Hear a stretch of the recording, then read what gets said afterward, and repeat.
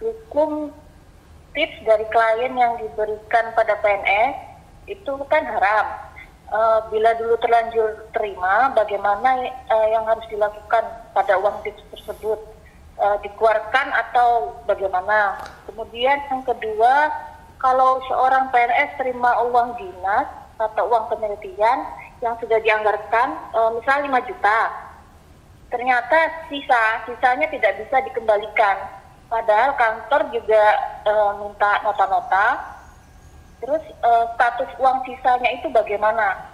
Nggak bisa dikembalikan lagi karena sudah ada anggarannya 5 juta gitu. Baik. Terus yang ketiga, Ustaz, satu lagi. Hukum hadiah, ini kan kenaikan kelas, Ustaz. Hukum hadiah untuk guru kenaikan kelas itu bagaimana, Ustaz, ya? Baik. Yang hadiahnya itu urunan dengan seluruh wali murid satu kelas itu. Gitu. Baik. Ustaz. Pertanyaannya, untuk uang tips yang Anda terima, apakah Anda sudah memahami kalau itu dilarang? Baru tahu setelah terima, Ustaz. Baru tahu setelah terima? Baru tahu hukumnya setelah terima? Setelah belajar, kemudian baru tahu ternyata tips kemarin itu sudah terlanjur dipakai. Terus bagaimana yang harus dilakukan? Baik, cukup? Cukup. Nah. Baik, yang pertama mengenai tips dari klien, dan memang ini hukumnya dilarang ya. Bahkan Nabi SAW mengatakan ini sebagai harta gulul. Hadaya ummal gululun. Hadiah yang diberikan kepada karyawan, pegawai itu statusnya harta gulul. Dan Allah Subhanahu wa taala berfirman dalam Al-Qur'an, "Wa may yaghlul ya'ti bima ghalla yaumal qiyamah." Siapa yang gulul, maka dia akan memikul harta gululnya kelak di hari kiamat. Sehingga yang mendapatkan hadiah berupa misalnya motor, maka dia pikul itu motor kelak di hari kiamat. Nabi SAW ketika menjelaskan ayat ini, beliau menyebutkan orang yang gulul onta, maka dia nanti akan mikul onta di hari kiamat. Yang gulul sapi, dia akan mikul sapi di hari kiamat sambil melenguh ya. Kalau onta, suara onta namanya apa? Mengonta ya, sambil mengonta. Kalau dia gulul sapi, dia akan pikul itu sapi sambil melenguh. Dia gulul kambing, akan dia pikul itu kambing sambil mengembek. Sehingga semua orang tahu, oh ini yang dulu gulul A, B, C. Yang dulu mungkin nggak kelihatan, nggak ada yang tahu, bahkan KPK nggak ngerti. Karena kalau mau melakukan gulul, menghindari CCTV.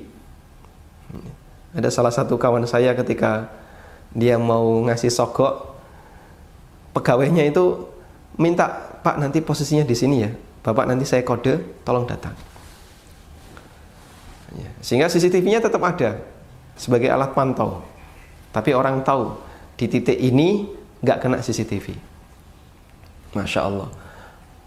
Kalau hanya urusan undang-undang negara, orang begitu mudah menghindar. Makanya mereka nggak takut. Bisa diakali. Ya. Bahkan kadang nanti kita selesaikan di rumah, Pak ya. Urusan kantor dibawa ke rumah, diselesaikan di rumah. Ya. Sogoknya tawar-menawar. Subhanallah. Dan itu banyak terjadi di negara kita. Baik, saya tidak perlu cerita. Nanti terlalu banyak cerita seperti ini. Tayyib. Terus bagaimana kalau misalnya dulu belum tahu? Karena harta ini diberikan secara saling ridho, dan nanti kita akan bahas di bagian akhir buku tentang harta haram ya. Bagian akhir buku kita, akhir buku yang kita bahas ada bagian yang mengupas tentang harta haram. Di pembagian harta haram halaman 200, insya Allah ada pembahasan khusus tentang itu. Kita berikan rincian bahwa harta haram ada dua, ada harta haram yang didapatkan dengan cara saling ridho, dan harta haram yang didapatkan dengan cara dolim. Harta haram yang didapatkan dengan cara saling ridho, contohnya uang tips.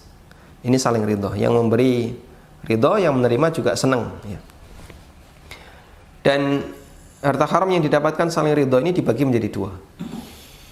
Jika didapatkan sebelum tahu hukum, maka statusnya halal. Dan jika didapatkan setelah tahu hukum, statusnya haram. Karena itu jika Anda menerima uang tips ini di masa silam sebelum tahu hukum, dan sudah dipakai, tidak ada kewajiban untuk mengembalikan. Yang kedua, PNS terima uang dinas lalu sisa. Sementara di negara kita menganut kaidah sisa nggak boleh dikembalikan karena sudah dianggarkan. Bagaimana ini hukumnya? Wallahu ta'ala alam. Kasus ini banyak terjadi di negara kita dan banyak orang yang nggak tahu, sehingga banyak di antara mereka yang membawanya pulang. Padahal itu duit negara, wajib dikembalikan ke negara. Jika tidak, secara undang-undang syariat, secara hukum syariat, termasuk korupsi. Meskipun di negara kita itu tidak dianggap, entah dianggap korupsi atau tidak, saya tidak tahu. Yang jelas nggak bisa dikembalikan. Tapi ini uang negara yang wajib dikembalikan. Sehingga misalnya yang sering terjadi kan perjalanan dinas dianggarkan sekian, sisa nggak bisa dikembalikan. Ini mungkin mendingan. Ada yang lebih parah lagi, sengaja dibengkakkan dan pimpinan kantor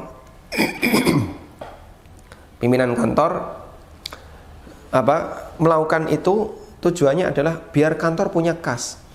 Nanti di akhir bulan Ramadan bisa dijadikan sebagai THR. Subhanallah. Ini sengaja maksiat. Sehingga kadang membuat perjalanan fiktif, membuat anggaran fiktif. Katanya belanja ini padahal nggak ada. Katanya melakukan perjalanan ini padahal nggak ada. Perjalanan pakai pesawat padahal cuma pakai kereta. Subhanallah. Dan itu banyak terjadi di negara kita. Terus bagaimana kalau kita sebagai karyawan lalu dikasih, kita bukan atasan ya, bukan pimpinan kantor, tapi terus dikasih, Pak ini THR, ini ada sedikit tambahan 500.000, 400.000. Haram hukumnya diterima. Ini uang haram, ini korupsi. Ya terlepas apakah itu tertangkap atau tidak, karena undang-undang di negara kita mudah untuk bocor. Tapi yang jelas ini haram hukumnya. Seorang muslim tidak boleh menerima. Anda barangkali bisa merasa aman. Di dunia nggak bakalan ada yang mengusik, nggak ada yang mengusut, KPK tidak terlibat di situ. Tapi ingat, hidup tidak sekali. Ada kehidupan yang kedua, yang isinya hisab, tidak ada amal. Sehingga harta hasil korupsi seperti ini, kalaupun tidak bisa dikembalikan di dunia, Allah Subhanahu wa Ta'ala tidak akan melupakannya. Nah, yang jadi masalah, bagaimana caranya ketika tidak bisa dikembalikan? Tayyib. Saya kembalikan kepada UUD 45. Di salah satu pasal di UUD 45 ada yang mengatakan orang miskin dan anak terlantar dipelihara oleh negara. Betul kayak gitu ya? Itu pasal berapa? Pasal 33. Ya, dulu waktu SD hafal ya. Karena sudah lama nggak ujian jadi lupa. Orang miskin dan anak-anak terlantar dipelihara oleh negara. Kurang lebih seperti itu. Padahal kita tahu, apakah semua orang miskin di Indonesia di-cover oleh negara? Tidak. Apakah semua anak terlantar di Indonesia di-cover oleh negara? Jawabannya juga tidak. Masih banyak orang miskin yang nggak pernah dapat santunan dari negara. Berarti mereka punya hak untuk mendapatkan sebagian dari harta negara. Tapi mereka nggak mendapatkan hak itu. Mungkin ya tidak terjangkau, atau kalau sudah ada BLT, bantuan langsung tunai, dia nggak dapat karena alasan administrasinya belum mencukupi. Berarti orang ini berhak, intinya dia berhak mendapatkan harta negara. Baik, sekarang Anda, wahai para PNS yang membawa harta negara dan tidak bisa dikembalikan ke atas, berarti harta itu tetap harus Anda berikan ke negara. Caranya gimana? Karena tidak bisa dikembalikan ke atas. Kalau dulu dikembalikan ke Baitul Mal, dikasihkan ke Baitul Mal, ya, kemudian nanti Baitul Mal menampung. Ini kan tidak bisa. Dengan cara apa kita kembalikan? Tidak bisa. Undang-undangnya, wallahu alam apakah ada atau tidak. Yang jelas, pengakuan para PNS nggak bisa. Baik, Anda silahkan serahkan ke fakir miskin yang mereka punya hak untuk mendapatkan bantuan dari negara. Itu berarti di posisi Anda adalah sebagai wakil dari negara atas penunjukan diri Anda sendiri, karena Anda punya uang negara, kemudian Anda berikan atas nama ini adalah dana dari negara untuk para fakir miskin. Atau termasuk juga, barangkali Anda kalau kesulitan bagian ini, Anda bisa lakukan cara yang kedua. Cara yang kedua begini. Fasilitas umum, jalan, selokan, kemudian apalagi tempat-tempat bermain, fasilitas umum.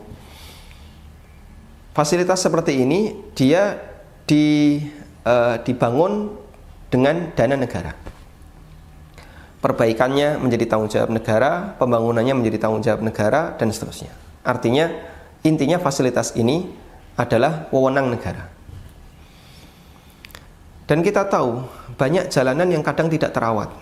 Ini berlubang, ini konblok hilang, ini rusak, dan seterusnya.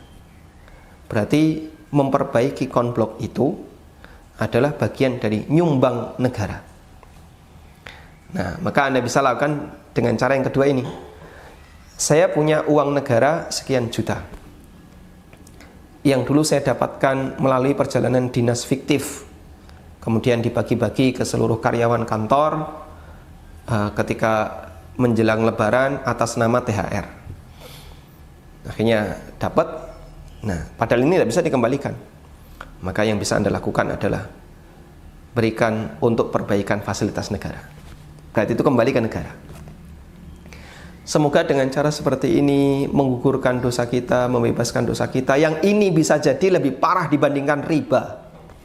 Karena ini dilakukan tidak saling ridho. Riba itu dilakukan saling ridho.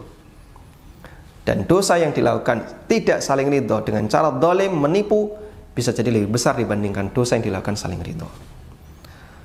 Maka jangan merasa di zona nyaman, nggak ada yang nangkep, nggak ketahuan, KPK nggak lihat, nggak ada orang yang menggugat. Anda merasa nyaman ketika tidak ada yang menggugat, itu di dunia. Tapi ingat, kita beriman, kita tahu ada kehidupan yang kedua, kehidupan di akhirat, isinya hisab, tidak ada amal. Dan seorang ulama salaf mengatakan, ad-dunya, yang namanya dunia, halaluha yuhasab wa haramuha yu'adzab. Ad-dunya, kehidupan dunia, yang halal dihisab, yang haram diadab. Nggak ada pilihan yang ketiga. Nah, sekarang kalau posisi harta itu adalah harta haram untuk dimiliki oleh seorang PNS di semua instansi apapun, baik instansi pendidikan, instansi pemerintahan, instansi-instansi yang lain, tolong diwaspadai, kembalikan harta itu, kembalikan. Kalau tidak bisa naik ke atas, berikan kepada fakir miskin, berikan untuk perbaikan fasilitas umum, dan memohon ampun kepada Allah. Semoga dengan ini saya telah melepaskan diri saya dari dosa-dosa dengan membawa harta haram yang tidak selayaknya saya miliki. Jika Anda mendengarkan apa yang saya sampaikan dan Anda punya kawan yang ingin Anda selamatkan dari bahaya ancaman membawa harta haram negara, tolong Anda bagikan video ini. Anda sampaikan kepada mereka. Sampaikan kepada mereka, semoga kita bisa bersama-sama untuk membebaskan diri dari harta haram. Saya mengajak kepada para PNS, hati-hati dengan uang negara. Hati-hati dengan harta haram negara. Kita tidak ada sentimen apapun, tidak ada hubungan karena kebencian, tapi saya murni ingin mengajak, mari kita bersama-sama membersihkan diri dari bahaya riba, sebagaimana kita juga sama-sama bekerja sama untuk membebaskan diri dari harta haram yang itu adalah bukan hak kita, itu uang negara. Kembalikan. Wallahu ta'ala a'lam. Yang terakhir, hadiah untuk guru ketika proses kenaikan. Hukumnya dilarang dengan sepakat ulama. Banyak sekali penjelasan ulama yang menyebutkan hal ini. bahwa guru tidak boleh mendapatkan hadiah dari muridnya kecuali jika guru itu sudah resign, sehingga tidak ada ikatan kedinasan. Dia bukan lagi gurunya, dalam arti bukan lagi guru di sekolahnya. Meskipun tidak ada istilah mantan guru, tidak ada istilah mantan murid, sehingga murid ini bukan kliennya ketika guru ini sudah resign.